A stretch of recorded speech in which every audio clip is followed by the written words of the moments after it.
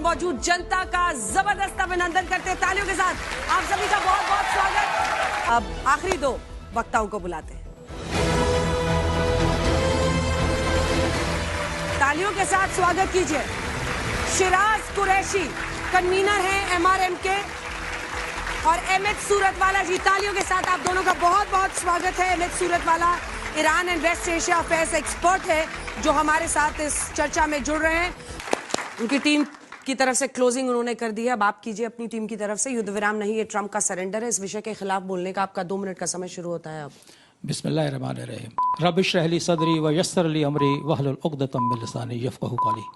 देखिए, जहाँ तक हम सरेंडर की बात कर रहे हैं, क्योंकि ये एक विश्व परिदृश्य का एक बहुत ही इंपॉर्टेंट मामला है।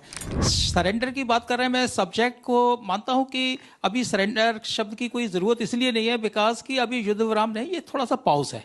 और इसमें पाकिस्तान की जो भूमिका है वो बहुत ही नकारा है, बिल्कुल ही नेगेटिविटी है। क्योंकि आप देखेंगे जिस तरह से कि पाकिस्तान ने जो जो ड्राफ्ट बनाया 10 पॉइंट्स का, वो ड्राफ्ट ही अपने आप में जिसको बोलते हैं ना एम्बिग्यूटी फुल है, क्योंकि इसमें लेबनान को आपने जोड़ा ही नहीं है।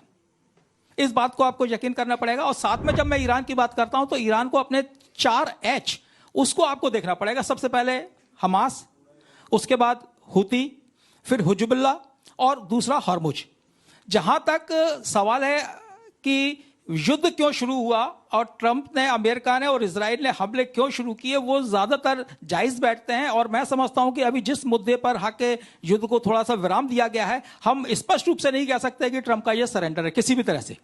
और इस बात को भी हमें तस्लीम करना पड़ेगा कि ये जो युद्ध हुआ, इससे निश्चित रूप से पूरी मानवता शर्मसार हुई। और जहां तक सवाल है कि हम भारत के नागरिक हैं, हमें अपने भारत के पक्ष को भी देखना पड़ता है कि हम कहां से इस युद्ध में रोल प्ले करते हैं। तो चूंकि हम ये मानते हैं कि पूरा विश्व हमारा घर है, तो निश्चित रूप से हमारी चिंताएं रहती हैं। हम वासुदेव कुटुंबकम को मानने वाले लोग हैं, तो इस तरह की मानवता को शर्मसार करने वाली घटनाएं वो किसी भी क्षेत्र में हो, किसी भी दुनिया में हो, निश्चित रूप से हम उसका विरोध करते हैं। और जहां तक मैं समझता हूं कि मानवता को बचाने के लिए यह काम किया गया, अगर वो 2 सप्ताह के लिए ही सही युद्ध को रोका गया है, तो हम इसको सरेंडर शब्द जैसे से वर्णित नहीं कर सकते। हम ये चाहते हैं कि एक पॉजिटिव वेव पूरे विश्व में आए और विश्व शांति का मरकज बने, और वही हम सबकी विजय। समय समाप्त हुआ। बहुत अच्छा, वाह। देखिए, जिस तरह से सवाल आए, बच्चों के सवाल आए, बहुत ही इंटरेस्टिंग थे और बिल्कुल बौद्धिकता भरे थे। उसमें एक पेज है जो पाकिस्तान को लेके आ रहा है, तो मैं इसका लबो-लुआब ये मानता हूं, इस सब्जेक्ट का ही लबो-लुआब ये होना चाहिए कि युद्ध विराम नहीं, ये पाकिस्तान का सरेंडर है मेरे हिसाब से। उसका रीजन ये है कि पाकिस्तान ने ईरान के सामने भी सरेंडर किया और अमेरिका के सामने भी सरेंडर किया। सच्चाई तो यही है।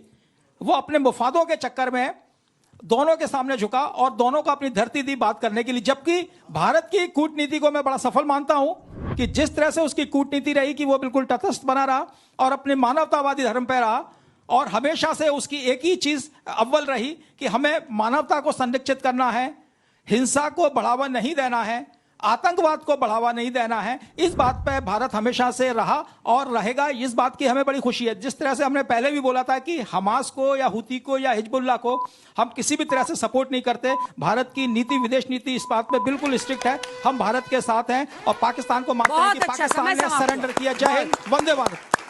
क्या बात। और इसी के साथ सत्य प्रकाश मिश्रा जी की टीम, प्रोफेसर अंशु जोशी जी की टीम जीत गई है। वाह वाह, इनके चेहरे देख लो।